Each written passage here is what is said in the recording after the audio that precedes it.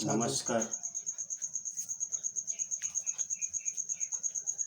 तृतीय वर्ष के सभी छात्र छात्राओं का स्वागत है। तृतीय वर्ष कला हिंदी प्रश्न पत्र क्रम 16 के अंतर्गत हम भाषा विज्ञान का अध्ययन कर रहे थे।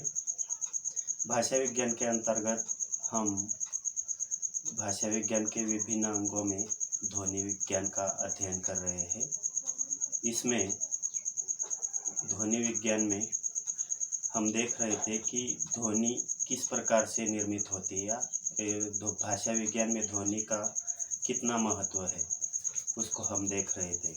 ध्वनि अर्थात मानवकृत आवाज़ का वैज्ञानिक अध्ययन ही ध्वनि विज्ञान होता है। इसे वर्ण विज्ञान, ध्वनि विचार आदि अन्य नामों से भी जाना जाता है। किसी भी भाषा का संपूर्ण ढांचा जो होता है वह ध्वनियों के आधार पर ही खड़ा रहता है। इसी कारण ध्वनियों का भाषा में सर्वाधिक महत्वपूर्ण स्थान माना जाता है।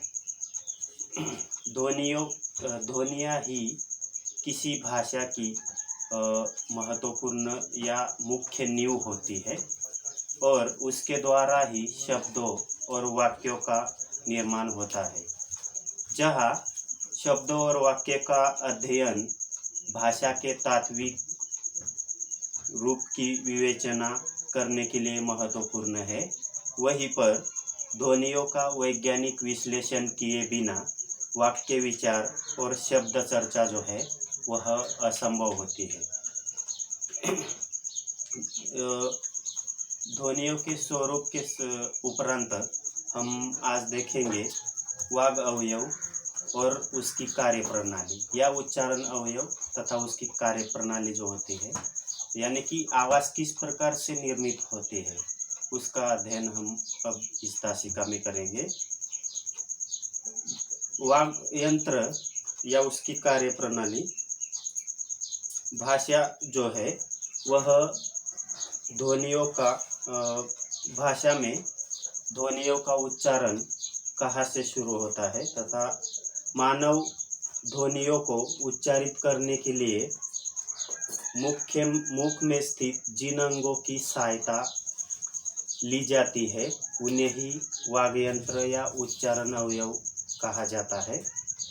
उच्चारण के अंग उसे कहा जाता है। भाषा ध्वनियों का उच्चारण जिन अंगों या अवयवों से किया जाता है उन अंगों के समूहों को ध्वनि यंत्र कहते हैं या वाग्यंत्र कहते हैं। ध्वनि यंत्र के लिए विद्वानों ने वागेंद्रीय, वाक अवयव, उच्चारण अवयव, वाक यंत्र आदि नामों से संबोधन किया है। भाषा ध्वनि में वायु को मुख्य स्थान दिया जाता है या दिया गया है, क्योंकि सांस के रूप में निकलने वाली वायु से ही भाषा की ध्वनियों का निर्माण किया जाता है।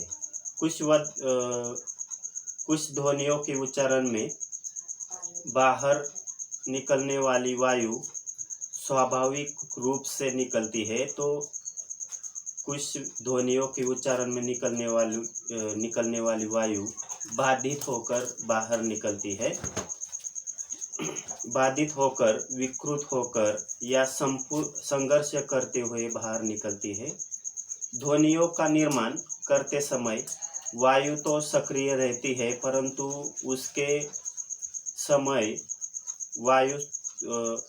उसके उच्चारण में विविध अवयवों का भी सक्रिय संयोग होता है। उन सभी अवयवों का अध्ययन हमें वाक्य यंत्र तथा उसकी कार्य प्रणाली के द्वारा करना है। इसलिए विद्वानों ने ध्वनि उच्चारण में जिन जिन अवयवों का महत्वपूर्ण स्थान या मुख्य उपयोग होता है उन सभी स्थानों का अध्ययन ध्वनि विज्ञान के अंतर्गत प्रस्तुत किया है। इसलिए विद्वानों ने ध्वनि उच्चारण प्रक्रिया में फेफड़े, श्वास नलिका, भोजन नलिका, गलबील, स्वर यंत्र, स्वर तंत्रिया, काकल तथा स्वर यंत्रावरण, नासिका विवर, मुख्य विवर, कौवा, तालु, जिह्वा मध्य, जिह्वा पक्ष, जिह्वा मूल आदि को प्रमुख स्थान दिया है। इन सभी उच्चारण अवयवों का वर्णन हम इस विस्तार से अभी देखेंगे। सबसे प्रथम उच्चारण अवयवों में सबसे प्रथम जो स्थान होता है वह फेफड़े का होता है। यह प्रथम अवयव है जिसका ध्वनि उच्चारण में महत्वपूर्ण स्थान माना जाता है।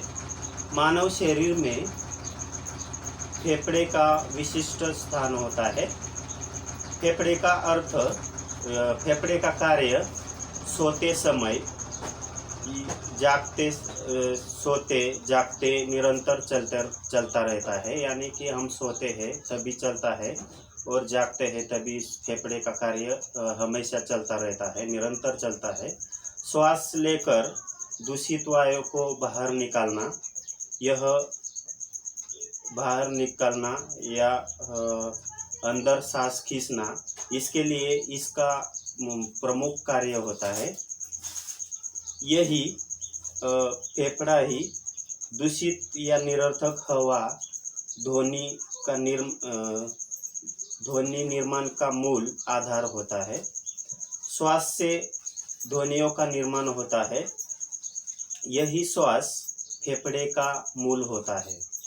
वैसे देखा जाए तो फेफड़े का ध्वनि उच्चारण में अवयव में समावेश नहीं किया जाता, क्योंकि उनके द्वारा संसार की किसी भी ध्वनि का उच्चारण नहीं होता है। वह तो केवल ध्वनि उच्चारण करने वाली दूषित हवा, निरर्थक हवा का उद्गम स्थान है। यानी कि हमारे अंदर जब हम श्वास खींचते हैं या बाहर निकालते हैं, उस श्वास को खींचने में और बाहर निकालने में फेफड़े का महत्वपूर्ण कार्य होता है। इसी हवा के द्वारा आवाज़, एक विशिष्ट प्रकार की आवाज़ का निर्माण होता है, इसलिए इसका स्थान महत्वपूर्ण माना जाता है। दूसरा जो अवयव है वह श्वास नलिका है। हम जब श्वास अंदर खींचते हैं तो उस सांस को अंदर लेने के लिए जो नलिका होती है उसे श्वास नलिका कहा जाता है। हवा श्वास नलिका से होती हुई फेफड़े में जाती है और बाद में निरर्थक बनकर उसी पथ से बाहर निकल जाती है। फेफड़े और श्वास नलिका का मानव शरीर में एक विशिष्ट संबंध होता है। श्वास नलिका फेफड़े से लेकर कंठ तक जाती है, कंठ तक फैली हुई है। एक लंबी नली होती है, यानी कि यह जो श्वास नलिका है वह फेफड़े से लेकर कंठ तक लंबी फैली हुई है और उसी के द्वारा हम अंदर सांस लेने का उपयोग करते हैं। ध्वनि उच्चारण अवयवों में इस नलिका का बहुत ही महत्व माना जाता है, लेकिन वह स्वतंत्र रूप से किसी भी प्रकार की ध्वनि का उच्चारण नहीं करती। वह केवल ध्वनि निर्माण करने वाली निरर्थक हवा को स्वर तंत्र तक पहुंचाने का कार्य करती है। इसलिए इसका भी ध्वनि उच्चारण अवयवों में महत्वपूर्ण स्थान माना जाता है। तीसरा जो अवयव है वह भोजन नलिका। श्वास नलिका और भोजन नलिका को अलग अलग रखने के लिए बीच में एक मजबूत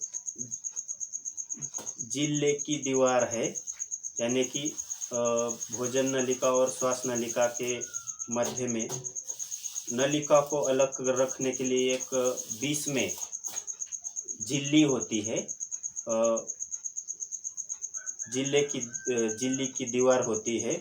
और उसी के द्वारा भोजन नलिका और श्वास नलिका यह अलग अलग होती है। इसके द्वारा भोजन नलिका के द्वारा खाना तथा पानी आमाशय तक पहुंचाया जाता है, यानी कि हमारे अंदर पहुंचाने का कार्य भोजन नलिका और श्वास नलिका के द्वारा खाना और पानी जो है वह पहुंचाया जाता है। भोजन नलिका में जाने वाला पानी या खाना हमारी असावधानी के कारण कभी कभी श्वास नलिका में जाता है, और तो हमें खांसी के द्वारा फौरन बाहर निकालना होता है। यानी कि जब हम जल्दबाजी में खाना खाते हैं तथा पानी पीते हैं तो अंदर श्वास नलिका में असावधानी के कारण कभी कभी श्वास नलिका में वह अटक जाता है और हमें खांसी होती है। कभी कभी वह निकलने में यदि असमर्थ हुआ तो परिणाम स्वरूप हमें मृत्यु का भी सामना करना पड़ता है। भोजन नलिका भी किसी प्रकार से उच्चारण अवयव नहीं है, यानी कि यह हमारे अंदर जो हम पानी पीते हैं तथा भोजन हम ग्रहण करते हैं उसको हमारे आमाशय तक पहुंचाने का कार्य भोजन नलिका करती है। लेकिन इसमें उच्चारण अवयव में इसका भी कार्य महत्वपूर्ण माना जाता है। इसके उपरांत चौथा जो अवयव है वह स्वर यंत्र है। भोजन नलिका के ऊपरी भाग में स्वर यंत्र का स्थान होता है, यानी कि जहाँ भोजन नलिका है अंदर उसके ऊपरी स्थान पर स्वर यंत्र का स्थान होता है। फेफड़े से निकलने वाली वायु स्वर यंत्र से होते हुए बाहर की ओर जाता है। प्रत्येक ध्वनि की निर्मिति इसी यंत्र के माध्यम से की जाती है, ऐसा माना जाता है। प्रसिद्ध भाषा वैज्ञानिक डॉक्टर नेगस ने इसे मानवीय ध्वनि का प्रसारण का केंद्र मानते हैं।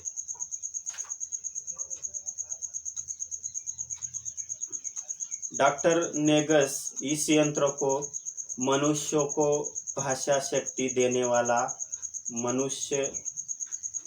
मनुष्य तत्व मानते हैं। स्वर यंत्र की आकृति अत्यंत छोटे होने के कारण इसे कंठपिटक भी कहा जाता है। इतना ही नहीं, कुछ लोग इसे बोली की डिब्बिया भी कहते हैं, यानी कि स्वर यंत्र को। इसके उपरांत अगला जो अवयव है वह स्वर तंत्री है। स्वर तंत्री में एक पतली झिल्ली के बने दो लचीले पर्दे होते हैं। उसे अंग्रेजी में इसे वोकल कॉर्ड या फोकल कॉर्ड भी कहते हैं, यानी कि जो स्वर तंत्री में पतली झिल्ली के बने दो लचीले भाग होते हैं उसे स्वर तंत्री कहा जाता है, और इसे अंग्रेजी के विद्वानों ने वोकल कॉर्ड या फोकल कॉर्ड भी नाम दिया है। स्वर तंत्रियों का आकार ओठ के समान होता है। इसका मुख्य कार्य बोझ उठाते समय या किसी प्रकार के कार्य को करते समय हवा को रोककर मनुष्यों को शक्ति और हिम्मत दिलाना होता है। इन्हीं झिल्लियों के माध्यम से हमें कई प्रकार की ध्वनियों का निर्माण संभव होता है। जिन लोगों की यह झिल्लियां मजबूत होती है,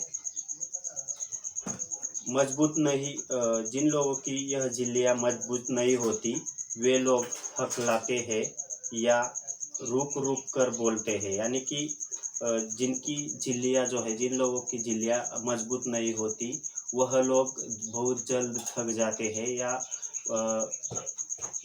वह रुक कर बोलते हैं, यानी कि बोलने में उसको दिक्कत निर्माण होती है। स्वर तंत्रियों के प्रमुख रूप से 4 भाग होते हैं। प्रथम भाग में स्वर तंत्रियां प्रथम भाग में स्वर तंत्रियाँ स्थित होती है। दूसरी अवस्था में स्वर तंत्रियाँ समीप आ जाती है, जिसके कारण बाहर निकलने वाली हवा रगड़ खाकर बाहर निकलती है। तो तीसरी अवस्था में यह दोनों झिल्लियाँ कुछ समय के लिए एक दूसरे को जुड़ जाती है, जिससे बाहर निकलने वाली हवा में बाधा उपस्थित होती है। एक प्रकार से इस अवस्था में स्वर तंत्रियों का मार्ग जो होता है वह पूर्णतः बंद हो जाती है और बाहर निकलने वाली हवा जो है वह रोक दी जाती है। परंतु उसके नीचे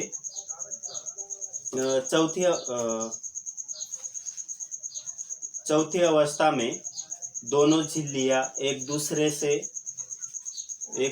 से मिल तो जाती है, परंतु उसके नीचे में हिस्सा खुला रहता है। स्वर तंत्री की इस अवस्था में फुसफुसाहट की ध्वनि निकलती है।